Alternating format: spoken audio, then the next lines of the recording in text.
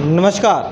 आज हम चर्चा करने वाले हैं सीआरपीसी के कुछ ऐसे टॉपिक पे जो कि व्यवहारिक प्रक्रिया में आपको देखने मिलता है कि आप कोर्ट गए हो तब पुलिस से वहाँ पे सिफारिश करते हुए आपने हो सकता है देखा हो कि पुलिस क्या मांगती है। पुलिस रिमांड की मांग करती है कि सर हमारा जो इन्वेस्टिगेशन है अभी और करना है, हम 24 घंटे के भीतर भीतर नहीं कर पाए तो कृपया हमें 15 दिन की पुलिस रिमांड दे दीजिए। इस तरीके से ये पूरी प्रोसीडिंग चलती है और मेन पर्पस भी यही है इस सेक्शन का पढ़ने का। लेकिन अब इसके अंदर क्या है, इसका क्या ऑब्जेक्ट है, क्या इसको इंटर पार्ट किस सेक्शन के साथ इसको पढ़ा जाता है, ये सब जानकारी लेने के लिए हमें पढ़ना होगा 167। चलिए देखते हैं। इंट्रोडक्शन पे बात करते हैं कि इसकी जो हेडिंग है वो बोलती है कि अगर इन्वेस्टिगेशन 24 घंटे के भीतर भीतर कंप्लीट नहीं हुआ तब इस सेक्शन का यूज़ किया जाता है 167 का। 24 घंटे के भीतर भीतर नहीं किया यूज़ तो मजिस्ट्रेट के समक्ष तो पेश करना है और मजिस्ट्रेट के समक्ष पेश करने के बाद आपको क्या करना है, टाइम मांगना है फॉर इन्वेस्टिगेशन के लिए, फॉर इंक्वायरी के लिए कि अभी और प्रोसीडिंग हमें करनी है तो हमें इस एक्यूज पर्सन को हमें एक बार रिमांड में दे दीजिए। और रिमांड 15 दिन की मिलती है जो कि इसके अंदर हमें पढ़ना है और 15 दिन के बाद जुडिशियल रिमांड चालू हो जाती है। मतलब टोटल मिला के ओवरऑल 15 दिन कैसे भी करके, चाहे बीच में जुडिशियल रिमांड मिक्स करके कंप्लीट किए जाते हैं। इसको पढ़ना है 209, 309, 57 और आर्टिकल 22। 209 आपको पता होगा कि बिफोर ट्रायल के बारे में बात करता है कि आपको सेशन जज के सामने ट्रायल के लिए सुपुर्द करना है। 309 पोस्टपोन प्रोसीडिंग के बारे में बात करता है, कार्रवाई को मुलतवी करने के बारे में। 57 आपको बहुत अच्छे से पता होगा कि 24 घंटे के भीतर भीतर आपको मैंडेटरी है कि आपको कोर्ट के समक्ष एक्यूज पर्सन को क्या करना है, पेश करना है। और 22 संरक्षण की बात करता है कि आपको गिरफ्तारी से संरक्षण देने की बात कौन करता है, आर्टिकल 22। पर्पस क्या है, ऑब्जेक्ट क्या है? ऑब्जेक्ट 167 का ये है कि पुलिस अधिकारी के अत्याचारों से आपको क्या करना है, बचाना है। अगर इंग्लिश में देखें तो एंश्योर लिबरल डेमोक्रेटिक आइडियोलॉजी, ये इंग्लिश है, लेकिन शुद्ध हिंदी में तो यही है कि पुलिस अधिकारी को आपको बचाना है पुलिस अधिकारी से। दूसरा, मजिस्ट्रेट को कस्टडी के लिए अवसर देना। मजिस्ट्रेट को कस्टडी के लिए अवसर देना का काम क्या है, 167 का है। जांच की सुविधा देना, ये किसका ऑब्जेक्ट है, ये भी 167 का ऑब्जेक्ट है। लेकिन अगर आप पे कोई मामला नहीं है और आपको हिरासत में ले लिया तो ये 167 का ऑब्जेक्ट नहीं है, ये तो भैया अनलॉफुल है और आप पे मिनी रेट भी जारी की जा सकती है 97 के तहत। और 32 आर्टिकल के तहत आपको उपचार का अधिकार है जो कि रेट जारी करते हैं, बंदी प्रत्यक्षीकरण रेट, उसमें ये जाएगा मामला। कम से कम गिरफ्तारी होने के कम से कम समय के भीतर व्यक्ति को मजिस्ट्रेट के समक्ष पेश करना, जो कि 57 ये भी एक इसका ऑब्जेक्ट है।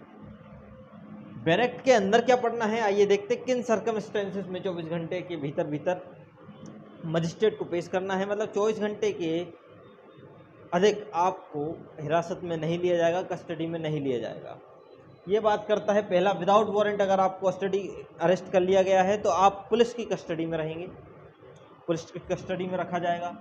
दूसरा है कि आपको इंक्वायरी के लिए 24 घंटे के भीतर भीतर आपको मजिस्ट्रेट के समक्ष पेश किया जाना है। यदि मजिस्ट्रेट के समक्ष पेश नहीं किया जाएगा तो घर पे पेश किया जाएगा और वहाँ पे पुलिस रिमांड की मांग की जाएगी।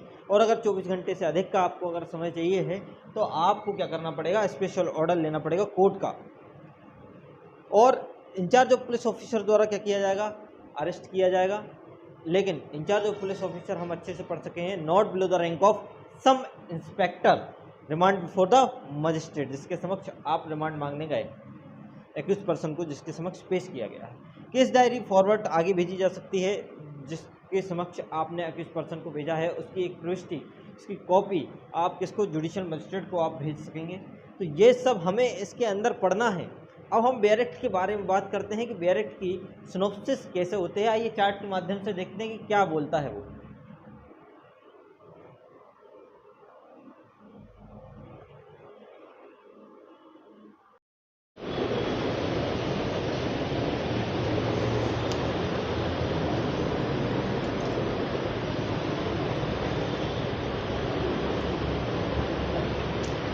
चलिए समझते हैं 167, जिसको डिफ़ॉल्ट बेल के नाम से जाना जाता है। कौन सी बेल, डिफ़ॉल्ट बेल के नाम से। अब डिफ़ॉल्ट बेल का प्रोविज़न अगर मैं बोलूँ कि उसको जमानत मिलेगी, क्यों मिलेगी जमानत, क्योंकि आपने क्या नहीं पेश किया, चालान पेश नहीं किया। जो आपको टाइम दिया गया होगा, है ना, आपने पुलिस रिमांड मांगी, पुलिस रिमांड मांगने के बाद क्योंकि पुलिस रिमांड देना आपको अगर कोर्ट को लगता है कि पुलिस रिमांड देना है तो दे सकता है, 15 दिन के लिए दे सकता है, बाकी की उससे जुडिशियल रिमांड चलती है। और उस टाइम पे भी अगर आपका इन्वेस्टिगेशन पूरा नहीं हो पाता है तब उसको बेल का राइट मिल जाता है अकॉर्डिंग टू सेक्शन CRPC 437 के सब सेक्शन 5 के हिसाब से। चलिए बात करते हैं क्या बोलती है डायरेक्ट लैंग्वेज। सिंपल बोलती है कि एनी पर्सन, किसी भी व्यक्ति को अरेस्ट किया गया है तो अरेस्ट किए जाने के 24 घंटे के भीतर उसको क्या करा सकते हैं, मजिस्ट्रेट के समक्ष पेश किया जाता है और वो डिटेन रखते हैं, अपनी कस्टडी में डिटेन रखते हैं गिरफ्तारी के बाद, और 24 घंटे के भीतर उनको मजिस्ट्रेट के समक्ष पेश करते हैं अकॉर्डिंग टू सेक्शन 57 का कंप्लाइंस लेके। अब जैसे ही उसको मजिस्ट्रेट के समक्ष पेश करते हैं तो इसका होना चाहिए प्रूफ। क्यों? क्योंकि कुछ बार ऐसा देखा जाता है जो मिनी रेट जारी करते हैं 97 की, कुछ प्रोविज़न ऐसे होते हैं कि वो पेश नहीं करते मजिस्ट्रेट के समक्ष, और बोल दिया जाता है कि हमने 24 घंटे के भीतर मजिस्ट्रेट के समक्ष क्या कर दिया है, पेश कर दिया है। तो एक्यूज से क्या कराएंगे, साइन कराएंगे। एक्यूज से होंगे साइन और उसी को बोलते हैं फर्स्ट पेशी, उसी को कहलाते हैं फर्स्ट पेशी। मतलब ये एक्यूज से साइन होंगे और वो प्रूफ के लिए रखा जाएगा, पहली चीज। दूसरी चीज, इन्वेस्टिगेशन कंप्लीट नहीं होता, जो कि इसकी हेडिंग बोलती है इन्वेस्टिगेशन कंप्लीट नहीं होता, तब 167 का कंप्लाइंस लिया जाता है। तो क्या होता है, केस डायरी की कॉपी होती है, प्रविष्टि जो भी अंतर्विष्ट करते हो आप, प्रविष्टि एंट्री करते हो, उसकी एक कॉपी और एक्यूज पर्सन को उस नियरेस्ट मजिस्ट्रेट के पास भेजा जाएगा, भले उस मजिस्ट्रेट को जुरिस्डिक्शन हो या ना हो, कोई मैटर नहीं करता कि उसको अधिकारता है या नहीं। आपको देखना पड़ेगा कि गिरफ्तारी कर ली किसी व्यक्ति को, उस थाना में डिटेन करा गया, रखा गया, कस्टडी में रखा गया, और उसको तुरंत आपको जो भी नियरेस्ट मजिस्ट्रेट हो उसके सामने पेश करना है, भले अधिकारता हो या ना। अब मजिस्ट्रेट सामने पेश की अधिकारता ना हो, ठीक है, तब मजिस्ट्रेट से आप क्या मांग सकते हो, पुलिस रिमांड की बात कर सकते हो, मतलब पुलिस कस्टडी की बात आप क्या कर सकते हो। तब मजिस्ट्रेट के पास अधिकारता है, भले अधिकारता हो या ना हो, वो मजिस्ट्रेट के पास भी क्या है, अधिकारता है कि आपको 15 दिन की क्या दे सकते हैं, पुलिस रिमांड दे सकते हैं। मैं थिंक फिट, जितना कि वह ठीक समझे, ठीक है। 15 दिन से अधिक किसी भी हालत में नहीं हुई, कोई भी कंडीशन ऐसी नहीं है जिसमें 15 दिन से अधिक की आपको क्या दी जाए, पुलिस रिमांड दी जाए। आगे हमें पढ़ना है कि पुलिस रिमांड के बीच में जुडिशियल रिमांड भी दे सकता है, जुडिशियल रिमांड भी ले सकता है, लेकिन टोटल मिला के, जैसे कि अगर ऐसा भी हो सकता है कि एक दिन पुलिस रिमांड, एक दिन जुडिशियल रिमांड, एक दिन पुलिस रिमांड, एक दिन जुडिशियल रिमांड, एक दिन पुलिस रिमांड, एक दिन जुडिशियल रिमांड, मतलब इसको मिला के टोटल कितना होना चाहिए, 15 ही होना चाहिए। ये मैटर करता है, 15 दिन से अधिक किसी भी कंडीशन में नहीं। चलिए बात करते हैं, जैसा टाइम टू टाइम वो डिसाइड कर दे। अब फॉर ट्रायल, अब उसको जुरिस्डिक्शन है या नहीं, अगर जुरिस्डिक्शन नहीं है और पुलिस रिमांड पे भेज दिया, तब उस कंडीशन में ट्रायल के लिए कहाँ भेजेगा, तो ट्रायल के लिए एक सेक्शन है, वो सेक्शन है 209। तो उसे कहाँ भेजा जाएगा, सेशन के लिए भेजा जाएगा, या ऐसे जुरिस्डिक्शन वाले न्यायालय के लिए भेजा जाएगा जिसकी क्षेत्र अधिकारिता के भीतर वो थाना आता है और जिसको उस मामले की ट्रायल करने के लिए क्या है, जुरिस्डिक्शन है। तब वो सेंड टू जुरिस्डिक्शन, मतलब मजिस्ट्रेट अनदर मजिस्ट्रेट को सेंड कर सकता है फॉर ट्रायल।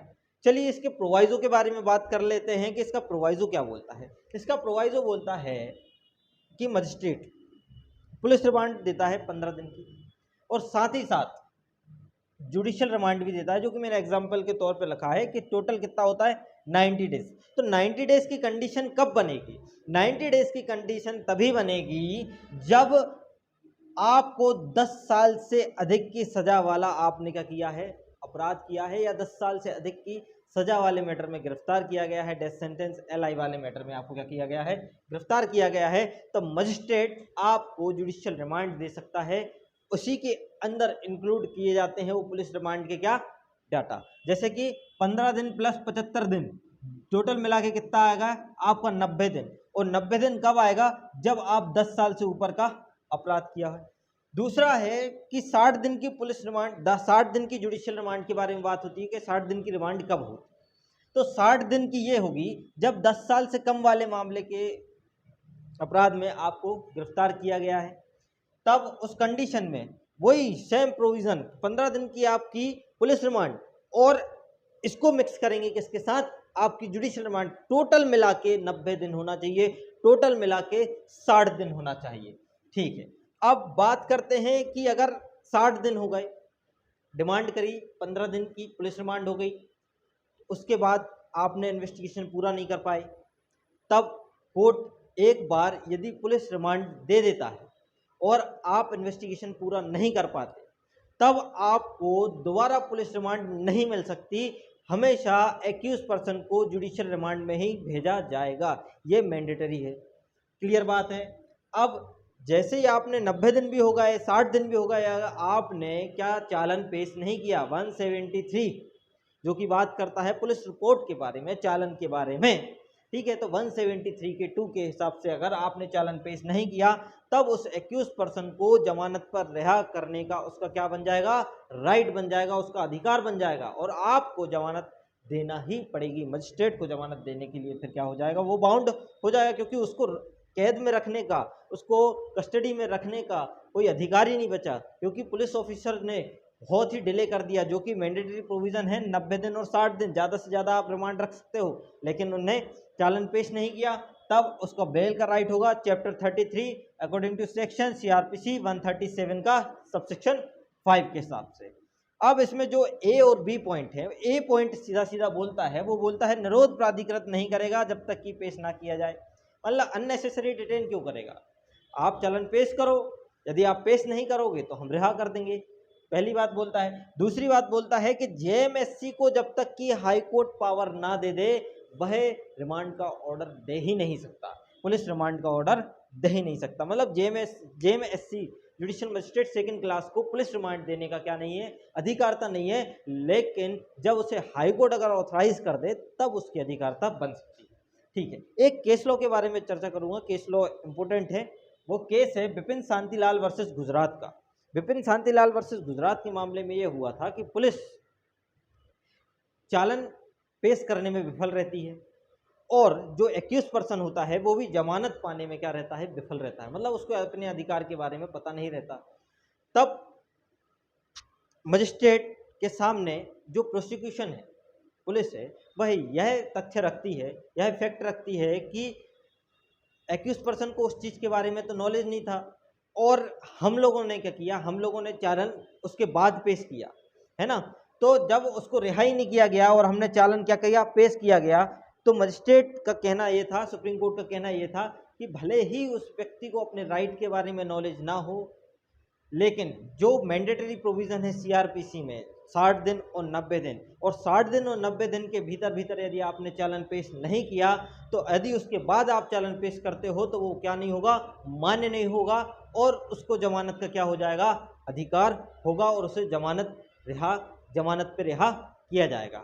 ये था हमारा पूरा। चलिए अब बात करते हैं कि रिमांड की गणना कैसी करनी है। तो रिमांड की गणना पढ़ने के लिए हमें एक केस पे चर्चा करनी पड़ेगी।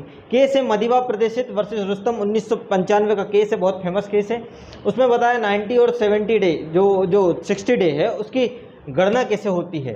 गिरफ्तारी की तारीख से हिरासत में नहीं, इस प्रश्न पे क्या था, किया गया था कि गिरफ्तारी की तारीख से आप रिमांड की गणना करेंगे, क्या जुडिशियल रिमांड की गणना उस दिन से करेंगे, तो कैसी रिमांड की गणना होगी, इस पे प्रश्न था।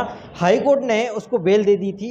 हाई कोर्ट के सामने उसने ये क्वेश्चन रखा था कि गिरफ्तारी की तारीख से हिरासत में नहीं है, इसलिए पूरे 90 दिन हो जाते हैं और हमें बेल का राइट मिल जाता है। तो एक्यूज पर्सन को हाई कोर्ट ने क्या दे दी, बेल दे दी। लेकिन सुप्रीम कोर्ट में जब ये मैटर गया तो सुप्रीम कोर्ट ने इस पर पलटा, सुप्रीम कोर्ट ने इस निर्णय को पलटा। क्या पलटा कि 90 दिन समाप्त होने के बाद ही आपका क्या बेल का राइट बनेगा, आपका बेल का राइट तभी बनेगा। एक जनरल क्लॉज एक्ट है, उसकी सेक्शन 9 है और सेक्शन 10 है, जो कि बात करती है कि 90 दिन के भीतर अगर चालान पेश हो गया तो आपका जमानत का राइट नहीं बनेगा, और 90 दिन के भीतर चालान पेश नहीं हुआ तब आपका क्या बनेगा, जमानत का राइट बनेगा, बेल लेने का राइट बनेगा। तो अब इसी में सुप्रीम कोर्ट ने बताया कि गणना कैसे होगी। गणना के तौर पे अगर मैं एग्जाम्पल के तौर पे अगर बात करूं तो एक बात ये हो सकती है कि जैसे कि 2 तारीख को 9वें महीने को और 93 ले लो सर, है ना, 95 का मामला तो 93 का, ठीक है। इस दिन क्या हुआ, व्यक्ति को क्या किया गया, गिरफ्तार किया गया, अरेस्ट हुआ, और इधर 3 ले लेते हैं और इधर 2 लेते हैं। 2 तारीख को 12वें महीने को और 93 इस दिन चालान क्या किया गया, पेश किया गया, इस दिन किया गया चालान पेश।